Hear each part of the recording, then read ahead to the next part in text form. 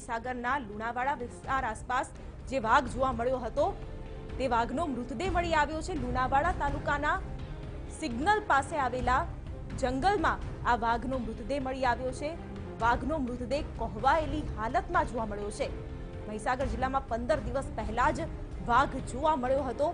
વાઘ કે જે દેશનું રાષ્ટ્રીય પ્રાણી છે તેને સંરક્ષિત કરવાની જે વાત કરવામાં આવતી હતી તે કદાચ નથી કરી શકી સરકાર, તેમાં નિષ્ફળતા મળી છે।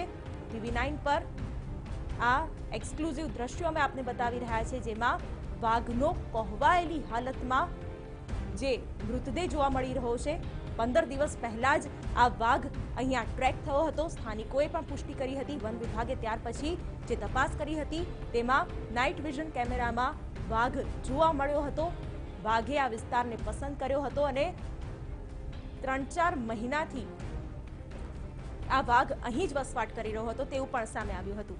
તો આ સાથે CCF SK શ્રીવાસ્તવ TV9 સાથે જોડાઈ ગયા છે। શ્રીવાસ્તવજી, લાગી રહ્યું છે કે સરકાર જે વાઘને સંરક્ષિત કરવાની વાત કરી રહી હતી તેનું સંરક્ષણ કરવાનો જે વાત કરવામાં આવી હતી તેમાં નિષ્ફળ ગઈ છે। અત્યારે ટીવી સ્ક્રીન પર વાઘના મૃતદેહના દ્રશ્યો। આ વાત સાચી છે કે આજે અમને એની મૃતદેહ મળવામાં આવે છે। એનું હવે તપાસ ચાલી રહી છે કે શું કઈ રીતે થયા છે। બિલકુલ, કોઈ પ્રાથમિક કારણ જાણવા મળ્યું છે? પ્રાથમિક કારણ હું નહીં કહી શકું, કેમ કે પોસ્ટમોર્ટમ હજી થઈ રહ્યા છે અને ચાલુ છે, તો એના કઈ કારણથી થયું છે નીકળશે। પણ જ્યારથી ખબર મળી હતી વાઘ વિશે ત્યારથી અમારું પૂરું કોશિશ હતું કે એનું સંરક્ષણ થાય। અમારે 150 જેટલા જુદા જુદા ગામોમાં જઈને અમારે કેમ્પો થયા હતા। લોકોને સમજાવવાના પ્રયાસ કરવામાં આવેલ હતા કે કોઈ પણ કોઈ અજાણા માણસને જાણકારી આપો નહીં, કેમ કે અને આ વાઘની એક શંકાઓ પોસિબિલિટીઝ રહે છે એનો શિકારનું, એના કારણે કોઈ શંકાસ્પદ આદમી હોય તો અમને જાણ કરે।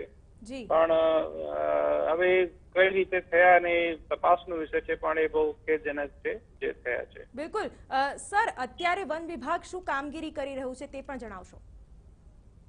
અત્યારે સૌથી પ્રથમ તો જે મૃતદેહ મળી આવેલ છે એની પોસ્ટમોર્ટમ ચાલી રહ્યા છે અને NTCA ની ગાઈડલાઈન મુજબ એમાં કાર્યવાહી કરવામાં આવશે અને પછી એનું કારણ શું છે, કોઈ એનો શિકાર થયું છે કે મરી ગયા છે બીજા કારણથી, એ પણ તપાસીને એનું જે કારણ નીકળશે એ જણાવવામાં આવશે।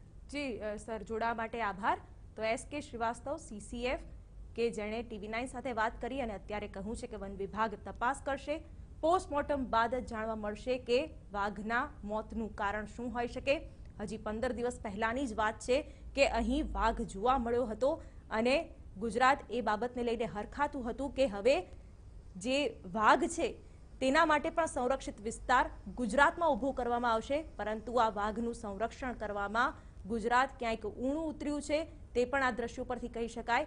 વાઘનો કોહવાયેલી હાલતમાં મૃતદેહ મળી આવ્યો છે, એટલે બની શકે કે આ વાઘનું મોત ઘણા દિવસ પહેલા થઈ ચૂક્યું હશે, પરંતુ વન વિભાગને આ અંગેની જાણ મોડી થઈ છે તેવી પણ શક્યતાઓને નકારી ન શકાય।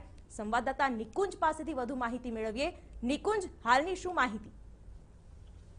મહીસાગર જિલ્લામાં જે શિક્ષક દ્વારા પ્રથમ તસવીર આપવામાં આવ્યા બાદ વન વિભાગે પણ ટીમો કામે લગાવી અને નાઇટ વિઝન કેમેરામાં વાઘની પુષ્ટિ કરવામાં આવી હતી અને આજે વાઘના સંરક્ષણ માટે રાજ્ય સરકાર દ્વારા અનેક દાવા કરવામાં આવતા હતા કે વાઘ જે સુરક્ષા કરવા માટે ત્યાં જંગલ વિસ્તારમાં કોઈ પણ પ્રવેશ ઉપર પ્રતિબંધ લગાવવામાં આવ્યો છે। ટીમો કાર્યરત કરવામાં આવી છે અને સ્થાનિકોને વાઘ અને કોઈ પણ પ્રકારની છેડખાની ન કરવા માટેની તાલીમ આપવામાં આવે। તમામ દાવા અત્યારે પોકળ સાબિત થઈ રહ્યા છે અને 27 વર્ષ બાદ જે ગુજરાતમાં વાઘ દેખાયો હતો તે આજે મોતને ભેટ્યો હોય તેવું સ્પષ્ટ કહી શકાય, કારણ કે વન વિભાગ દ્વારા હજુ એ પુષ્ટિ કરવામાં નથી આવી કે જે CCTV નાઇટ વિઝન કેમેરામાં જે વાઘ દેખાયો હતો તે જ વાઘનો મૃતદેહ છે કે અન્ય કોઈ વાઘનો, પરંતુ કોઈ પણ એ વાઘ હોય પણ વાઘનું આ મૃત્યુ થયું છે સ્પષ્ટ વાત છે અને વન વિભાગ દ્વારા જે કંઈ પણ આ વાઘના સુરક્ષા અને સંરક્ષણ માટેના જે દાવા કરવામાં આવતા હતા તે અત્યારે પોકળ સાબિત થઈ રહ્યા છે। મહીસાગર જિલ્લા વન વિભાગ દ્વારા વાઘના મૃતદેહને પોસ્ટમોર્ટમ કરવા માટે લઈ જવામાં આવી રહ્યો છે અને બાદમાંથી ખ્યાલ આવશે કે તેનો શિકાર કેવી રીતે કરવામાં આવ્યો, તેનું મોત કેવી રીતે થયું, એનો ખરેખર શિકાર કરવામાં આવ્યો છે કે અન્ય કોઈ કારણના લીધે તેનું મોત થયું. જી નિકુંજ, આભાર.